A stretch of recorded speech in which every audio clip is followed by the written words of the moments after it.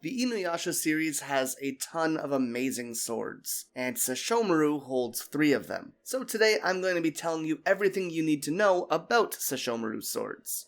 If you're interested in learning more about the weapons and characters of Inuyasha, leave a like, subscribe to the channel, and let me know what other things I should talk about in the comments down below. If you enjoy this one, the Tenseiga will be next. For now, let's get into the first sword that Sesshomaru uses, the Tenseiga. Tenseiga, or the Heavenly Rebirth Fang, was a demon sword that was originally owned by Sesshomaru's father, Toga. Toga ordered the yokai swordsmith Totosai to remove the Meido Zangetsuha from the original Tenseiga and combine it with one of Toga's fangs to create the Tenseiga.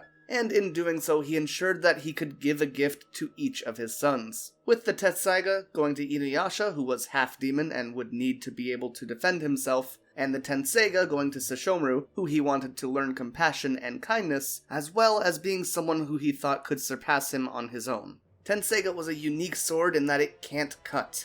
No living things can be injured by this blade, however, any spirit or being from the underworld could still be damaged. And while this is cool and all, it isn't exactly practical in most cases. Which leads us to what the sword is really used for: saving lives. The Tenseiga is a sword that could kill 100 demons in one swing, and the Tenseiga, on the other hand, was a sword that could save 100 lives in one swing. With this sword, its wielder can bring anyone back to life a single time, and this most famously happened in the series when Toga used it to revive Izayoi, and when Sesshomaru used it to revive Rin. Of course, the Tenseiga isn't all-powerful. Once it revived someone, it would never be able to revive them again. This is basically to avoid an effective immortality. And on top of that, it couldn't revive someone if their head and body were separated. Well, sort of. A head could still be revived, but if the body wasn't there, it would just be a living head. Which, let me tell you, not the most useful situation to be in.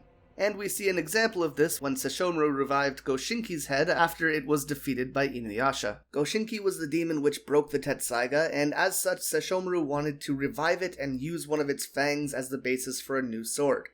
You know, one that could actually cut things. And that leads us to Sesshomaru's second sword, the Tokijin. Tokijin meaning demon fighting god. Unlike the Tenseiga or the Tenseiga, Tokijin would not be made by Totosai, but instead was made by his ex-apprentice, Kaijinbo. Immediately after completing the blade, its evil aura possessed Kaijinbo and forced him to hunt down Inuyasha. Kaijinbo was obviously killed in this fight, and the sword was planted into the ground with a barrier that eradicated anything that touched it. Eventually, Sesshomaru did find it and dissipated the evil aura with ease. The Tokijin's signature ability was being able to fire off energy waves or beams as it swung, and as Sesshomaru mastered it, they would grow and eventually manifest into the Soryuha, or the Blue Dragon Strike. A massive energy attack in the form of a dragon, which would force Tokijin to essentially recharge. A note here is that this was also used by the Tenseiga in one of the movies. The Tokijin didn't last very long though, as it was broken on Moriomaru, leading Sesshomaru to reforge the Tenseiga and in doing so unlock its hidden ability, the Meido Zangetsuha. While the blade itself still couldn't hurt the living, it could now create Meido, which were basically portals directly into the underworld. If Sesshomaru cut you, it would leave a crescent-shaped portal behind and send any body part in that portal directly to the underworld. Its first big jump in size would be when Rin was sent to hell, and Sesshomaru realized that becoming stronger was not worth losing her. This compassion strengthened both the Tenseiga and the Meido. Then, when Sesshomaru runs into Shishinki, and shortly after Inuyasha and Tenseiga show up, the Tenseiga resonates and becomes able to use the perfect Meido. It's revealed that the Meido was originally meant to be passed down to Inuyasha and fused into the Tenseiga. As such, Sesshomaru could only create a perfect Meido when the Tenseiga was close. It's revealed that the Meido was originally meant to be passed to Inuyasha,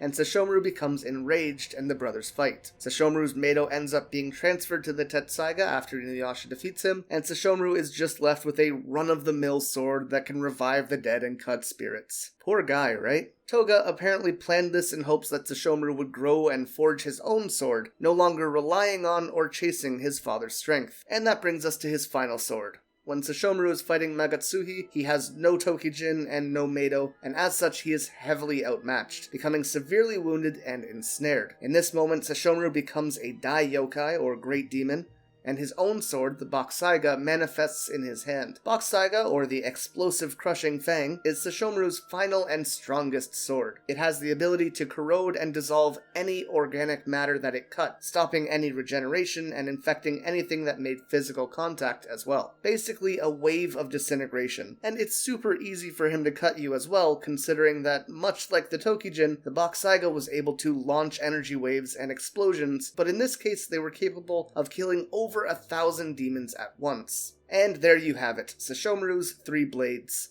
Let me know if you enjoyed this one by leaving a like and subscribing to the channel, and remember to tell me if you want to see more discussion videos like one on the Tenseiga or the Sounga in the future. With all that being said, I've been Excellion, and until next time, remember to stay excellent.